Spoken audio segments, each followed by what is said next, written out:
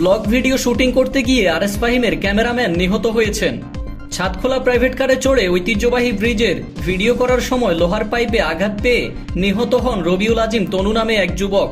শনিবার ভোর 5:30টার দিকে সিরাজগঞ্জ শহরের ঐতিহ্যবাহী ইলিয়ট ব্রিজে ওই দুর্ঘটনা ঘটে। রবিউল সাতক্ষীরা জেলার কলারোয়া থানার গোপীনাথপুর গ্রামের মৃত লিয়াকত আলীর ছেলে। জানা গেছে শহরের এসএস রোডে একটি রেস্টুরেন্টের উদ্বোধনী অনুষ্ঠানের দাওয়াতে সিরাজগঞ্জ আসেন জনপ্রিয় content creator RS Fahim Chowdhury ও তার সঙ্গীরা।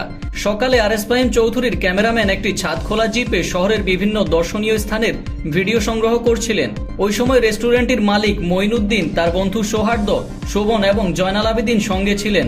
এসএস রোড প্রান্ত দিয়ে ইলিয়ট ব্রিজের ভিডিও নেওয়ার জন্য রবিউল ইসলাম গাড়ির ছাদ খুলে দাঁড়িয়েছিলেন। এই সময় ইলিয়ট ব্রিজের প্রবেশদ্বারে রবিউল মাথায় ধাক্কা খান।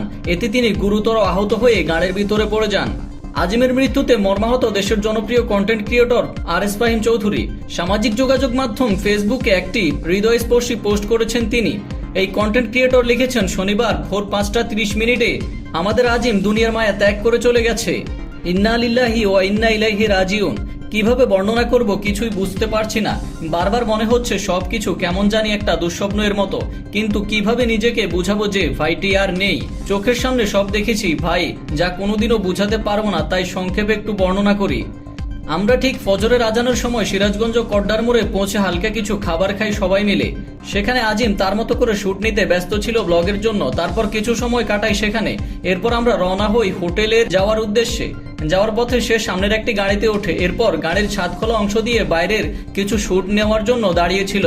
এর মধ্যে এসএস রোড দিয়ে বড় পুল পার হওয়ার সময় উপরে থাকা লোহার যে বারটি রয়েছে সেটিতে আঘাত খান। উল্টো হয়ে ফিরে থাকার কারণে সেও বুঝতে পারেনি, যার কারণে আঘাতটা সরাসরি তার মাথার পেছন দিকে লাগে। মাথার পেছনে আঘাত লাগার কারণে তৎক্ষণাৎ সেখানে গাড়ির ভিতরে রক্তাক্ত অবস্থায় লুটিয়ে পড়ে। তৎক্ষণাৎ 2-3 মিনিটের মধ্যে আমরা সিরাজগঞ্জ সদর হাসপাতাল পৌঁছাই। সেখানে নেওয়ার আগেই আমাদের ভাই দুনিয়ার মায়া ত্যাগ করে। তার জন্য কিছু করার সুযোগটাও পেলাম না। চোখের পলকে সব শেষ হয়ে গেল। আমি চিরদিন দায়ী থেকে যাব। 2 মাস আগে আজিম বাবাহারা হয়েছে। এই ছেলেটির চলে যাওয়া তার মাকে জানানোর মতো কষ্ট কখনো বুঝতে পারবো না। দূর থেকে অনেকে অনেক মতামতি করবে, কিন্তু সব নিজ চোখের সামনে হয়েছে। 1000 কথা লিখেও কাউকে বুঝাতে পারবো না। আমরা সকাল থেকে হাসপাতাল ও প্রশাসনিক সকল কার্যক্রম শেষ করে লাশ নিয়ে এখন সাতক্ষীরার দিকে যাচ্ছি।